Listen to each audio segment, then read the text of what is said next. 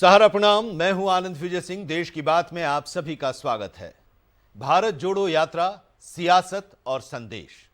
कांग्रेस की भारत जोड़ो यात्रा की आज से शुरुआत हो रही है। इस यात्रा के जरिए केंद्र की जन विरोधी योजनाओं के बारे में कांग्रेस देश की जनता को सीधे तौर पर बताएगी। कन्याकुमारी से कश्मीर तक होने वाली इस भारत जोड़ो यात्रा का नेतृत्व कांग्रेस के पूर्व अध्यक्ष राहुल गांधी कर रहे हैं। 150 दिनों तक चलने वाली यह यात्रा 12 राज्यों और 2 केंद्र शासित प्रदेशों से होकर गुजरेगी। हर दिन 25 किलोमीटर की पदयात्रा होगी और 150 दिनों में 3570 किलोमीटर का सफर तय करके ये यात्रा कन्याकुमारी से कश्मीर पहुंचेगी। प्रेम और भाईचारे के संदेश को फैलाने के मकसद से कांग्रेस ने इस यात्रा का नाम भारत जोड़ो यात्रा रखा है। इस यात्रा में 3 तरह के यात्री होंगे। राहुल गांधी के साथ 100 ऐसे यात्री होंगे जो शुरू से आखिर तक उनके साथ चलेंगे, जिन्हें भारत यात्री कहा जाएगा। इसके अलावा जिन प्रदेशों से ये यात्रा गुजरेगी वहां से 100 लोग इसमें शामिल होंगे जो प्रदेश यात्री कहे जाएंगे, और जिन प्रदेशों से ये यात्रा नहीं गुजर रही है वहां से भी 100 लोग इसमें शामिल हो सकते हैं जो अतिथि यात्री कहे जाएंगे। कांग्रेस जन समर्थन हासिल करने के लिए 2024 के लोकसभा चुनाव से पहले ये यात्रा कर रही है।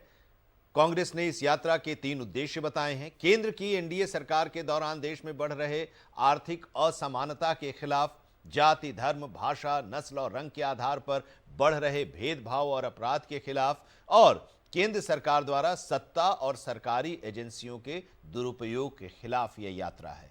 यानी कांग्रेस की यह यात्रा 2024 के लोकसभा चुनाव की तैयारी के तौर पर बीजेपी के खिलाफ जनमानस को खड़ा करने की एक बड़ी तैयारी के तौर पर हम कह सकते हैं, देख सकते हैं। आज देश की बात में चर्चा हम इसी पर करने जा रहे हैं। कांग्रेस की भारत जोड़ो यात्रा के जरिए लोगों से कांग्रेस कितनी जुड़ पाएगी। तो भारत जोड़ो यात्रा कांग्रेस आज से शुरू कर रही है। राहुल गांधी के नेतृत्व में कन्याकुमारी से कश्मीर तक की यात्रा 150 दिनों की यात्रा होगी और 3570 किलोमीटर ये यात्रा होगी। पदयात्रा का नेतृत्व राहुल गांधी करेंगे। कांग्रेस के वरिष्ठ नेता, पूर्व अध्यक्ष भी रह चुके हैं, और ये एक तरह से लोगों से सीधे तौर पर जुड़ने की एक कवायद है। 2024 में लोकसभा का चुनाव होने वाला है और ये चुनाव अगर हम ये कहें कि कांग्रेस के लिए काफ़ी अहम है तो उस लिहाज से ये यात्रा काफ़ी महत्वपूर्ण भी हो जाता है। गांधी के दांडी यात्रा के बाद आज़ाद भारत में 1983 में चंद्रशेखर ने भी एक यात्रा की थी। पदयात्रा 6 महीने की पदयात्रा थी और उसी जगह से उन्होंने भी जहां से यात्रा शुरू की थी कन्याकुमारी के रॉक टेम्पल से, आज राहुल गांधी भी वहीं से यात्रा शुरू करने जा रहे हैं। लेकिन वो 6 महीने की यात्रा 4200 किलोमीटर चंद्रशेखर ने भारत यात्रा की थी और ये 3750 किलोमीटर आज इस यात्रा की शुरुआत राहुल करने जा रहे हैं। तो आज चर्चा हम इसी पर करने जा रहे हैं। प्रदीप सिंह जी, भारतीय जनता पार्टी के नेता, हमारे साथ इस चर्चा में जुड़ रहे हैं और साथ ही अजय अरोड़ा जी, कांग्रेस के वरिष्ठ नेता, भी हमारे साथ इस चर्चा में हैं। आप दोनों लोगों का बहुत बहुत स्वागत है। राजनीतिक विश्लेषक के तौर पर अनिल गर्ग जी हमारे साथ एक बार फिर से आज इस चर्चा में हैं। बड़ा दिन है कांग्रेस के लिए अजय जी, और इस यात्रा की शुभकामनाओं के साथ चर्चा की भी शुरुआत हम आप ही से करना चाहेंगे। इस यात्रा का मकसद तो साफ है, राजनीतिक मकसद भी साफ है, और उसका जो दूसरा पहलू है वो भी हम देखें कि आज के दौर में लोगों से जुड़ने के लिए कांग्रेस अब पदयात्रा के रास्ते देश के एक बड़े भूभाग में लोगों से संपर्क स्थापित करने जा रही है सीधे तौर पर। कितनी उम्मीदें इस पदयात्रा से कांग्रेस को है, आप लोगों को है? आनंद जी, पूरी उम्मीदें हैं। आपने अपने प्रश्न में कहा राजनीतिक और सामाजिक दोनों। जहां तक सामाजिक की बात है, भारत की आवाम से जुड़ना, और हमें मालूम है जिस प्रकार से हमारा प्रदर्शन पिछले चुनावों में बेहतर नहीं रहा, और हम जनता के बीच में जाएंगे और भारत जोड़ेंगे। बिल्कुल जिस प्रकार भारतीय और लोगों को बताएंगे कि भारतीय जनता पार्टी ने किस प्रकार देश को तोड़ा है, देश में जिस प्रकार से भाईचारे को खत्म किया है, बिगड़ती हुई अर्थव्यवस्था, बढ़ती हुई महंगाई, और जिस प्रकार से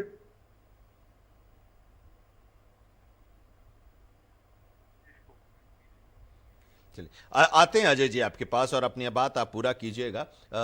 एक अच्छी पहल हम कह सकते हैं प्रदीप जी, क्योंकि अब पदयात्राओं का दौर एक तरह से कहें तो खत्म हो चुका है। जनता से जुड़ने के लिए हवाई यात्राएं, बड़ी बड़ी गाड़ियां जो एसी गाड़ियां होती हैं, लग्जरी गाड़ियां होती हैं, उसके जरिए और पूरी सुरक्षा व्यवस्था के बीच नेता तक आम लोग, उनके कार्यकर्ता, उनके समर्थक नहीं पहुंच पाते हैं। तो ऐसे में कांग्रेस की तरफ से अगर ये पहल पदयात्रा की जा रही है, एक तरह से देश के एक बड़े हिस्से को कवर करने की, तो इसका स्वागत होना चाहिए। प्रदीप जी। स्वागत तो होना चाहिए। ये तो घर बचाओ यात्रा है। जनता से जो संवाद टूट गया है वो उसको बचाने की यात्रा है। और जो यूँ कहें कि बिखरती हुई कांग्रेस है उसको बचाने की यात्रा है। थोड़े दिनों तक, 150 दिनों तक न्यूज़ में बने रहने की जो कवायद है, ये उसकी यात्रा है। प्रदीप, इससे ज़्यादा क्या कहा जा सकता है। ये अभी मैं अखबार पढ़ रहा था सुबह, तो उसमें कहा कि कांग्रेस ने इसको जो है राजनीति से अलग रखने का फैसला किया है। कांग्रेस कहती क्या है, करती क्या है, इसमें बड़ा अंतर होता है। तो अगर हम इसको देखें, इस यात्रा को अगर सिरे से देखें, तो ये जनता, भारत की जो महान जनता है, वो समझती है कि राहुल गांधी जी इन शायद जगहों पे नहीं गए होंगे, तो एक बार उनके पैर वहाँ पड़ जाएं, देख लें कि भारत देश कैसा है, जो कि ज़मीन से बहुत ऊपर सामान्यतः रहते हैं। तो एक बार ज़मीन देख लें। तो ये पॉलिटिकल टूरिज़्म है, ये कोई भारत जोड़ो यात्रा नहीं है। ये समझ लीजिए कि 150 दिनों तक हर दिन खबरों में बने रहने की एक कवायद है। पॉलिटिकल टूरिज्म कह रहे हैं भारतीय जनता पार्टी के प्रदीप सिंह जी। लेकिन अब अनिल गर्ग जी, इस पूरी यात्रा को किस रूप में देख रहे हैं, किस तरह से आप इसको एनालाइज करेंगे? देखिए, सबसे पहले तो इसका जो नाम रखा गया है भारत जोड़ो यात्रा, भारत जुड़ा हुआ है, भारत एक है, इसलिए इस नाम को क्यों लिया है उन्होंने, ये मुझे ठीक से नहीं मालूम, एक बात।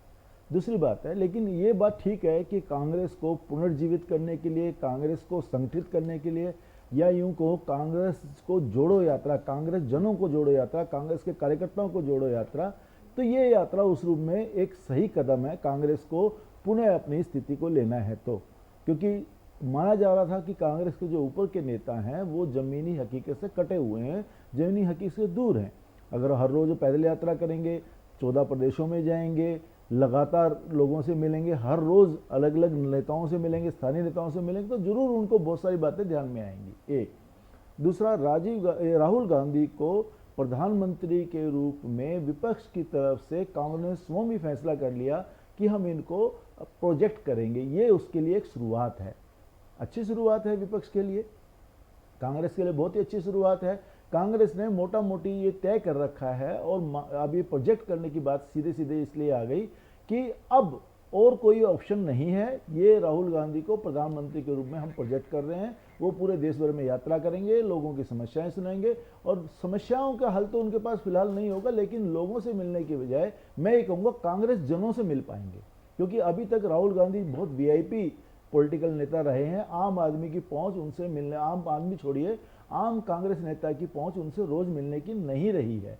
तो इस यात्रा के कारण मेरे को लगता है कि आम कांग्रेस जन, आम नेता, प्रदेश स्तर का भी नेता या जिला स्तर का नेता भी राहुल गांधी से मिल सकेगा, अपनी समस्याएं बता सकेगा, संगठन की समस्या बता सकता है, क्षेत्र की समस्याएं बता सकता है। देखना यह है कि इन सारी बातों को जानने के बाद राहुल गांधी क्या निर्णय लेते हैं, क्या वो कुछ आमूल चल परिवर्तन लाएंगे संगठन में, क्या पार्टी की नीति में कोई बदलाव करेंगे, क्या कोई और नई डिमांड करेंगे, ये एक देखने वाली दिलचस्प विषय है।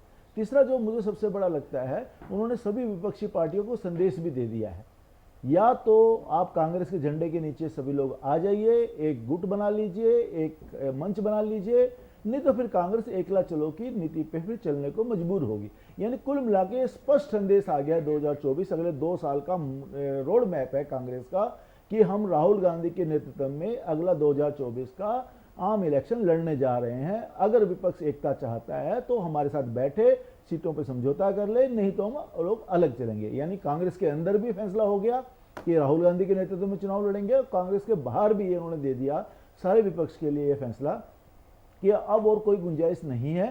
कांग्रेस चाहता है कि विपक्ष की तरफ से अगली बार प्रधानमंत्री के रूप से राहुल गांधी को अगर आप प्रोजेक्ट करना की बात मान रहे हैं तो आप हमारे साथ आ जाइए, नहीं मान रहे तो आप हम अकेले चलेंगे। कुल मिला के इस यात्रा का उद्देश्य ये है। लेकिन भारतीय राजनीति के लिए, विपक्ष के लिए मैं इसको सुखद एक कदम मानता हूँ। बिल्कुल। और अजय जी हमारे साथ एक बार फिर से जुड़ गए हैं। अजय जी, आपकी बात आधी पर ही रह गई थी, अपनी बात आप पूरी कीजिए। और इस बीच प्रदीप सिंह जी ने कहा कि एक पॉलिटिकल टूरिज्म है इसको, और अनिल जी कह रहे हैं कि भारत जोड़ो यात्रा, इस नाम को लेकर जोड़ो शब्द जो आया है उसमें भारत तो जुड़ा हुआ है, इसमें जोड़ो शब्द क्यों आया ये समझ में नहीं आ रही है। अपनी बात पूरी कीजिए अजय जी। बिल्कुल, जोड़ो शब्द क्यों आया आनंद जी, उसके पीछे लॉजिक है।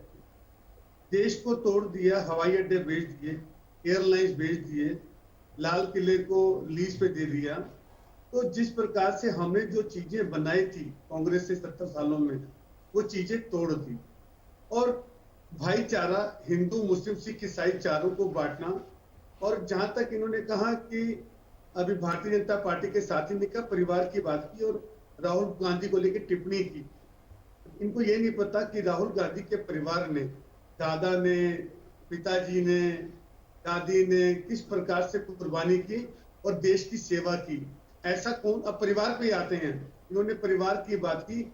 ऐसा कौन सा बड़ा परिवार है जिन्होंने देश की सेवा की और उनकी शहादत हुई। इंदिरा गांधी की हत्या होगी, राजीव जी की हत्या होगी, और सोनिया गांधी जिसका दिल इतना महान है, इतना सब कुछ होने के बाद उन्होंने अपने बच्चों को राजनीति में उतारा, इतना रिस्क होने के बावजूद भी। तो इस परिवार की जो बात करते हैं कि उन्हें जमीन नहीं देखी, अरे जमीन तो हमने दिखाई है, जमीन हमने विकसित की है, देश को हमने विकसित किया। आप हमें ना समझाएं कि वो पहली बार जा रहे हैं, जमीन से जुड़े लोगों से मिलेंगे, टूरिज्म की बात की।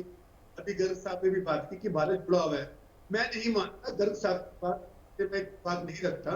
हो सकता है कि उनकी नजर में भारत जुड़ा हुआ, मेरी नजर में भारत टूटा हुआ है, चाहे उत्तर प्रदेश हो, चाहे मध्य प्रदेश हो, चाहे गुजरात, चाहे महाराष्ट्र, टूटा हुआ है बिल्कुल भारत। और जिस प्रकार से टू मैन आर्मी देश को तोड़ रही है और कुछ दो बड़े लोगों के लिए काम कर रही है, हमें तो दो बड़े लोग जो देश चला रहे हैं वो परंपरा भी खत्म करते हैं। प्रदीप जी, सबसे पहली बात आनंद जी मैं पूछना चाहूँगा, ये बोल रहे हैं कि बेच दिया, खरीद के कोई उठा के कहीं ले गया क्या, या किसने खरीदा, उसका नाम है आपके पास? क्या वो भारत देश की जनता के प्रयोग में नहीं आ रहा? पहली बात। दूसरी बात, इन्होंने कहा सर कांग्रेस की वजह से देश का बंटवारा हो गया, देश के 3 हिस्से हो गए आज के समय में, पाकिस्तान अलग हो गया, उसी आधार पर बंटवारा हुआ था और आज ये उस तरह की बातें करते हैं। अरे कांग्रेस को अपना पहले घर बचाना चाहिए, भारत जोड़ने की बाद में सोचिए।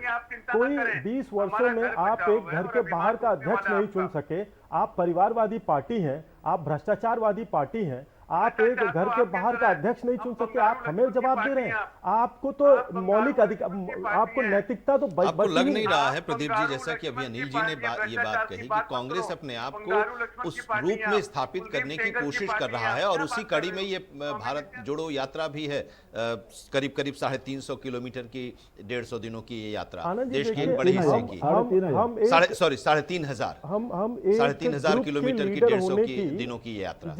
उससे क्या आप घबराए हुए हैं और आप घबराहट में ये बात फिर से वही परिवारवाद वगैरह की राजनीति पर आ रहे हैं? नहीं, देखिए हम बता रहे हैं आपको, घबराता वो है जिसके आधार मजबूत नहीं होते हैं। हम जानते हैं कि हम देश की जनता हमारे साथ है। पिछली बार 14 के चुनाव हुए, उसके बाद 19 के चुनाव हुए, जैसा जनादेश देश की जनता ने दिया। एक छोटा सा एग्जाम्पल देख के बताते हैं कि देश की परिपक्वता की बात अगर करें, हम दिल्ली में रहते हैं, दिल्ली में हमें 7 सीट लोकसभा की मिलती है क्योंकि जनता जानती है कि उसे लोकसभा में किसको देखना है, और हमें वहीं भारतीय जनता पार्टी को विधानसभा में केवल 3, पहले वाले में 67 सीट्स उनको मिली थी, इसके बाद 8 सीटें हमें मिली। तो अगर जनता का मूड ये भांपने में अभी भी समर्थ नहीं है, उनको पता है, देश की जनता जानती है कि उनको केंद्र में कौन चाहिए और राज्य में कौन चाहिए। और मैं आता हूं, ये परिवारवादी जो पार्टी है, ये न्यूज में बने रहने के लिए आप किसी ग्रुप का प्रतिनिधित्व तब आप कर सकते हैं। आपको लगता नहीं कि देश की जो आम जनता है उससे भारत के राजनेताओं के संपर्क टूट गए हैं, चाहे वो किसी भी दल के हों? आपके यहाँ बड़े संख्या में सांसद हैं, लेकिन जुड़ाव खत्म होते जा रहा है, आपको ये नहीं लगता? आनंद जी, मैं इस बात से सहमत नहीं हूं। हमारी पार्टी में बूथ लेवल क्यों बार-बार प्रधानमंत्री पार्लियामेंट्री बोर्ड के संसदीय समिति की बैठक जब होती है तो उसमें कहना पड़ता है कि आप अपने क्षेत्र में जाइए और लोगों से मिलिए। क्यों कहना पड़ता है? इसका मतलब कि वो जाते नहीं हैं, तभी तो कहना पड़ता है प्रधानमंत्री को। इस बात को तो आप समझ रहे होंगे। कोई भी ग्रुप लीडर होता है तो अपनी टीम को वो रिमाइंड कराता रहता है। ऐसा नहीं है कि हम एकदम से कट गए, हम एकदम से कट गए होते तो बीते चुनाव के रिजल्ट हमारे पक्ष में नहीं होते। वो उस उम्मीदवार की वजह से नहीं है, ये भी सच है कि उम्मीदवार की उस किसी एमपी की जीत में उसकी कितनी सहभागिता है और उसका कितना बल होता है, ये आप भी जानते हैं। देखिए, राजनीतिक पार्टियां होती हैं, हमारी राजनीतिक पार्टी है, हमारी कार्य करने की एक शैली है। हम प्रार्थना से प्रारंभ करते हैं और अपने कार्यों को संपादित करते हैं। और हमारी जो है राष्ट्रगान से हमारे किसी कार्यक्रम का जो है स्थगन या समापन कह लें होता है। लेकिन हमारे यहाँ परिवार पूजन नहीं होता, हमारे यहाँ भ्रष्टाचार। अभी आने वाले समय में आदरणीय मोदी जी ने 2 चीजों पे, परिवारवाद और भ्रष्टाचार पे उन्होंने ज्यादा फोकस किया है। का गीत गाया जाता है, तो आपको तकलीफ किस बात के लिए है? नहीं, तकलीफ किस बात के लिए? अच्छा, कांग्रेस को हो सकती है तकलीफ, लेकिन भारत देश की बहुसंख्यक जनसंख्या को कोई तकलीफ नहीं है। कांग्रेस का जो आधार खत्म हो चुका है, जो आपके विचारधारा में दम नहीं बचा है, जिसके कारण आप जनता से दूर हो चुके हैं, उस कारण से आप विलाप कर सकते हैं। लेकिन देश की जनता ये भली प्रकार से जानती है कि उनके लिए अच्छा कौन है, उनके लिए बुरा कौन है।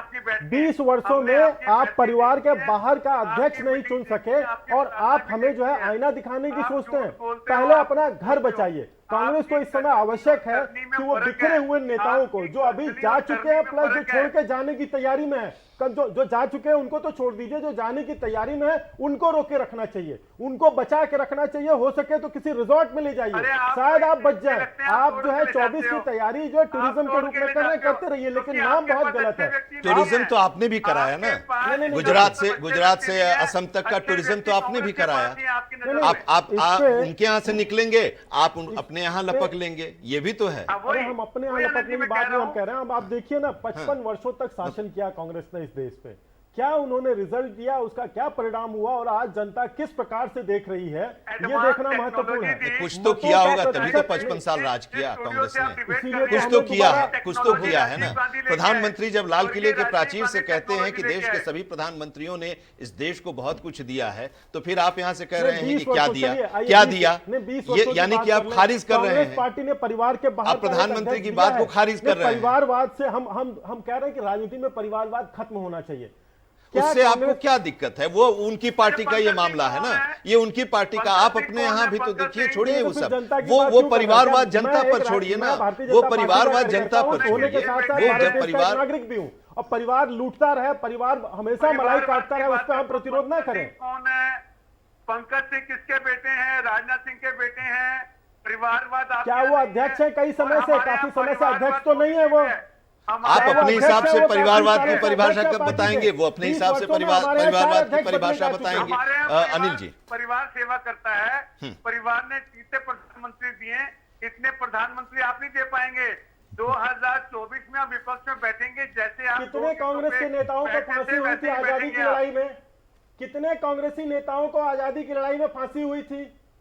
1936 में कांग्रेस के पंडित गोविंद बल्लभ पंत मुख्यमंत्री थे उत्तर प्रदेश के। वो किसकी सरकार थी? नरेंद्र मोदी। कितने लोगों को फांसी हुई आजादी की लड़ाई में? आप हर बार इसी बात का प्रीमियम चाहते हैं। और नेहरू जी का प्रधानमंत्री थे, बने थे इस देश के। अरे आप तो गोडसे वाले हो। किस सन में नेहरू जी प्रधानमंत्री बने थे इस देश के? आप गांधी जी, नेहरू जी अंग्रेजों के साथ हाथ से हाथ मिला के चलने वाले, आपने इतिहास बदल दिया, अपने हिसाब से कस्टमाइज करके इतिहास लिखवाया, देश की जनता को असलियत से काफी दूर रखा, केवल इसलिए क्योंकि कांग्रेस का फायदा होता रहे। आप बात करते हैं देश के लिए।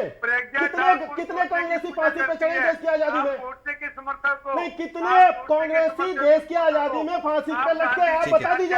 अनिल जी, हम लोग चर्चा कहीं और अब चले जाते हैं। यही चर्चा कब चलती रहती है कि आपके यहाँ से कितने लोग फांसी पर चढ़े, आपके यहाँ से कितने लोग फांसी पर चढ़े। देश आजाद हो गया है और आजाद देश में अब जनता के वेलफेयर की बात होती है। जनता के वेलफेयर की बात हो रही है। क्या इस जो भारत जोड़ो यात्रा है कांग्रेस की, रमेश जी भी हमारे साथ जुड़ गए हैं। रमेश श्रीवास्तव जी आम आदमी पार्टी के, उनके पास जाते हैं, फिर अनिल जी आपके पास लौटकर आते हैं। रमेश जी, ये कांग्रेस की भारत जोड़ो यात्रा जो है आज से शुरू हो रही है राहुल गांधी के नेतृत्व में, इस यात्रा के जरिए देश के एक बड़े हिस्से में कांग्रेस लोगों से कितना जुड़ पाएगी, और अगर लोगों से कांग्रेस जुड़ने में सफल हो जाएगी तो नुकसान आप लोगों का भी है, विपक्ष का भी है, जो एक कह सकते हैं कि नरेंद्र मोदी या बीजेपी को चुनौती देने के लिए आप लोग सामने आ रहे हैं।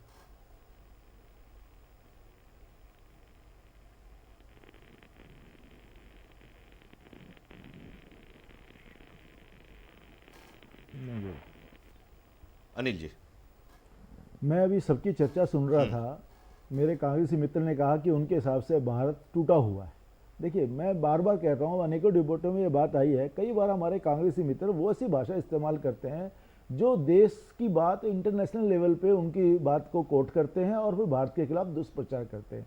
मैंने बार बार कहा है कि आप सत्ता का विरोध करिए, सत्ता की नीतियों का विरोध करिए, लेकिन कम से कम ऐसी भाषा और ऐसे शब्दों का प्रयोग मत करिए जिनको कोट करके हमारे देश के जो दुश्मन हैं वो बार बार कहें। देखिए, आपके ही नेता कह रहे हैं, आपके ही लोग कह रहे हैं, हम तो नहीं कह रहे हैं वहाँ पे ये हो रहा है। तो मेरे को लगता है इससे बचना चाहिए। पहली बात तो ये है। दूसरा, उन्होंने कहा कि देश को बेच दिया। मुझे इससे भी उनसे थोड़ी आपत्ति है। किसने शुरुआत की थी पब्लिक पार्टनरशिप के साथ प्राइवेट पार्टनरशिप की? मनमोहन सिंह जी ने की थी। उसी नीति को कमोबेश दूसरी पार्टियों ने या भारतीय जनता पार्टी की सरकार आने के बाद आगे बढ़ाया है। तो आप क्या कहना चाहते हैं? 10 साल में जो मनमोहन सिंह ने किया था वो गलत था? अब वापस साम्यवाद की तरफ ले जाना चाहते हैं देश को? आप नीति स्पष्ट करिए। ये नहीं होना चाहिए सत्ता में रहें तो कोई और भाषा, विपक्ष में रहें तो कोई और भाषा। इन सबको कहने के बाद नुकसान ये होता है कि देश की जनता फिर आपकी बातों पे भरोसा नहीं कर पाती। आपके पास कहने के लिए कुछ नया नहीं होता तो उनको लगता है फिर क्यों हम समर्थन उससे दें। पहले नरसिंह राव के दौर में भी जी, उदारीकरण हाँ, का जो दौर वहीं है। से शुरू हुआ था। मनमोहन सिंह जी जब वित्त मंत्री थे उन्होंने वहां से शुरू किया। जब वो प्रधानमंत्री थे उन्होंने उसको बहुत आगे बढ़ाया। उसी मामले को, उसी बात को ये आगे बढ़ा रहे हैं। देखिए, ये कहना बहुत आसान है कि 2 लोगों के लिए कर दिया। अडानी कोई 2014 के बाद थोड़ी आए थे इंडस्ट्रियलिस्ट बन के, या अंबानी 2014 के बाद इंडस्ट्रियलिस्ट बन के आए थे। आदमी काम कर रहा है, बिजनेसमैन कर रहा है। और बिजनेस ना करें, आज अडानी और अंबानी की जिनकी ये चर्चा करते हैं, अगर वो अपना बिजनेस बंद करते कितने लोग बेरोजगार हो जाएंगे? देश की जीडीपी का क्या होगा? देश की अर्थव्यवस्था कहाँ चली जाएगी? तो मेरा कहना है मतलब व्यापारियों का आप क्यों बीच में घसीटते हैं? वो व्यापार कर रहे हैं, उनके व्यापार में अगर कोई भ्रष्टाचार, आप उसको इंगित करिए। अगर वो कुछ गलत कर रहे हैं, गैर कानूनी कर, आप उसको इंगित करिए। कौन मना कर रहा है आपको? लेकिन ये बड़ा आसान है कहना। जब आप इस तरह की बातें करते हैं तो देश की जनता का भरोसा आप पे नहीं आ पाता। आप देश की जनता का अगर भरोसा जीतना चाहते हैं तो तथ्यपूर्वक बात करिए, तथ्यों के साथ करिए। मैंने जैसे कहा कि ये यात्रा एक सुखद, विपक्ष के लिए एक सुखद एहसास है, विपक्षी राजनीति के लिए और भारत की राजनीति के लिए भी मैं कहूंगा एक अच्छा प्रयास है कि विपक्ष को एकजुट करने के लिए देश की प्रमुख विपक्षी पार्टी पूरे देश में जा रही है। जनता और इसकी हम लोग कई बार चर्चा भी कर चुके हैं अनिल जी कि कांग्रेस को आगे बढ़ना चाहिए। नहीं, मैं तो खुद कह रहा हूं कि कभी भी सशक्त विपक्ष जब होगा तो देश की राजनीति भी अच्छी चलेगी। देश की सरकार को भी सोचने को क्या बोलते हैं, विवश होना पड़ेगा कि आप आंख बंद करके कोई भी निर्णय नहीं ले सकते, क्योंकि विपक्ष सशक्त है। आपको बहुत भारी विरोध का सामना करना पड़ेगा। लेकिन बिखरा हुआ विपक्ष, हर रीजनल पार्टी से बटा हुआ विपक्ष, और उस पर से जो देश की विपक्षी प्रमुख विपक्षी पार्टी है उसकी ऐसी भाषा, तो इसलिए इन सब का फायदा भारतीय जनता पार्टी को मिल रहा है। और भारतीय जनता पार्टी फिर निष्कलंक, निष्कंटक शासन कर पाएगी। आपको अपने को आपको बदलना पड़ेगा। आप इस भाषा का इस्तेमाल करेंगे तो मैं ये मान के चलता हूँ फिर देश की जनता का विश्वास आप नहीं हासिल कर पाएंगे। और प्रदीप जी तो यही कह ही रहे हैं कि वो लोग इस तरह की बात कर रहे हैं, उसका फायदा इन लोगों को मिल रहा है प्रदीप जी। लेकिन चुनाव की तैयारी कांग्रेस कर रही है, इस यात्रा के जरिए भी कर रही है, और आप लोग भी चुनाव की तैयारी कर रहे हैं। अलग अलग रणनीतियां बन रही हैं, कुछ कमेटियां बन रही हैं, मंत्रियों को उसमें शामिल किया जा रहा है। तो इसमें क्या हर्ज है? वो भी अपना काम कर रहे हैं, आप भी अपना काम कर रहे हैं, आप भी अपनी तैयारी कर रहे हैं। दोहरे मापदंड नहीं होने चाहिए ना। आज आप एक अखबार उठा के देखें, उसमें इनका स्टेटमेंट है, कांग्रेस के बड़े नेताओं का स्टेटमेंट है कि इसका चुनाव से कोई लेना देना नहीं है, 24 के चुनाव के। हालांकि कोई भी समझ सकता है, राजनीतिक पार्टियां जब इस तरह के कार्य करती हैं तो निश्चित तौर पे वो किसी न किसी चुनाव या किसी न किसी अपने कैंपेन को ध्यान में रख के ही वो इस तरह की बातें करती हैं। लेकिन ये दोहरे मापदंड कांग्रेस की बहुत पुरानी नीति रही है, और इस कारण से जनता का जो भरोसा है, देखिए एक बात होती है कि हम कितने भी आरोप लगा लें, हम कैसी भी बात कर लें, हम कुछ भी कर लें, लेकिन अल्टीमेट जो है ना, जनता जनार्दन इस देश की भगवान है, और उसी के सहयोग से, उसी के मत से कोई भी राजनीतिक पार्टी सत्ता में आती है और वो देश के विकास को, क्रम को आगे बढ़ाती है। अब अगर कांग्रेस जो है काफ़ी समय से अगर इसमें विचलित हुई पड़ी है, वो बिछल के गिर पड़े हैं, वो फिसलन भरी राहों से नहीं निकल पा रहे हैं, तो इसमें दूसरे दलों का क्या कर सकते हैं? उनका तो कोई, हमारा तो कोई योगदान है नहीं कांग्रेस के इस पतनोन्मुख राह पे जो वो आज चले जा रहे हैं। हम देखिए, राजनीतिक व्यवस्था में टीका टिप्पणी होती है, एक दूसरे का विरोध होता है, आरोप लगते हैं, लेकिन कांग्रेस एक ऐसी पार्टी है जो कि स्थिति को देखते हुए भी जागृत नहीं हो रही। तो कोई भी व्यक्ति जो सामान्य विवेक का भी व्यक्ति होगा, उसका यदि कोई विरोधी होगा तो उसको सुधारने में उसका कोई इंटरेस्ट नहीं रहेगा। ये सामान्य सी मूलभूत समाज में जीने वाले व्यक्तियों की बात है। अब कांग्रेस जा रही है, पतनोन्मुख हो रही है, तो हम कौन होते हैं उसको सुधारने वाले? हमको, हमारा काम जनता की सेवा करना है, हम जनता की सेवा कर रहे हैं। 2014 के बाद से देखिए ऐसा लगता है कि उसके पहले सब लोग बड़े जो है अमीर थे कांग्रेस के, अगर शब्दों में कहा जाए तो बस सबकी गरीबी बस ये 2014 बीते 8 सालों में ही हो गई। उसके पहले तो सब लोग जो है बहुमंजिली इमारतों में रहते थे, कई नौकर थे, बाहर से लोग आते थे इनके लिए, हमारे देश की जनता के काम करने के लिए। हम इतनी बड़ी आबादी है, फिर भी पूरा विश्व इन्हीं की, हमारी ही सेवा में लगा था। इनके विचारों और इनके आरोपों को देख करके ऐसा ही लगता है, और 2014 के बाद से स्थिति बड़ी खराब हो गई। निश्चित तौर पे केवल कांग्रेसी जनों के लिए खराब हुई है, देश की जनता आगे बढ़ रही है। देश की 2014 के बाद से जो क्रांतिकारी बीजेपी परिवर्तन पर कोई हुए हैं, फर्क पड़ेगा इस भारत जोड़ो यात्रा से?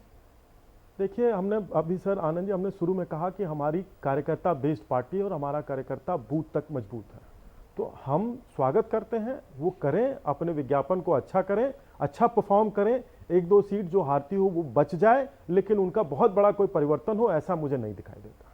अनिल जी, मुझे ऐसा लगता है इस यात्रा का एक इम्पैक्ट ये आ सकता है, अगर सचमुच जन सैलाब उस यात्रा के साथ आया, कांग्रेस कार्यकर्ता, कांग्रेस नेता जुड़े और राहुल गांधी से ठीक से संवाद हो पाया, तो एक संदेश ये जा सकता है, जो रीजनल पार्टीज हैं, जो अभी तक कांग्रेस को ये तो कहती हैं आप साथ आइए, लेकिन उसको नेतृत्व देने को तैयार नहीं है, उनको ज़्यादा सीटें देने को तैयार नहीं है, तो शायद अगर इनका कहीं गठबंधन हो जाता है तो जो सीटों का बंटवारा उसमें कांग्रेस ज़्यादा सीटें लेने में कामयाब हो जाएगी। देखिए 542 से 543 सीटों में से अगर कांग्रेस को आधी सीटें टोटल मिला के मिल जाती हैं नेतृत्व करने के साथ साथ, तो कांग्रेस मैं सोचता हूँ मान जाएगी और नेतृत्व करेगी आधी सीटों पर लड़के। लेकिन अगर कांग्रेस को कोई 100 से नीचे सीटें देगा टोटल मिला के, तो कांग्रेस कभी भी विपक्ष का इस गठबंधन को स्वीकार नहीं करेगी, हम सबको ये बात मालूम है। तो मुझे लगता है कि कांग्रेस की विपक्ष की तरफ से जो गठबंधन हो उसमें सीटों का इजाफा हो, इसके लिए भी एक यात्रा महत्वपूर्ण कदम हो सकती है। सारा दौरा मदार इस बात पे है कि इस 150 दिनों में, इस 5 महीने में राहुल गांधी का वक्तव्य कैसा रहता है, राहुल गांधी की जो यात्रा ऑर्गेनाइज करने वाले लोगों, किस तरह के लोगों को आने देते हैं, राहुल गांधी का उनसे संवाद कैसा बैठता है, क्या जनता के बीच भी वो संवाद कर पाएंगे, क्योंकि हर राज्य में वहाँ जाएंगे तो ये तय हो गया, जब स्टालिन ने उनको झंडा देके अगर आज विदा करेंगे तो ये भी तय हो गया कि जितने विपक्षी दल के नेताओं की सरकार है वो लोग भी उनके साथ उन यात्राओं में शामिल होंगे।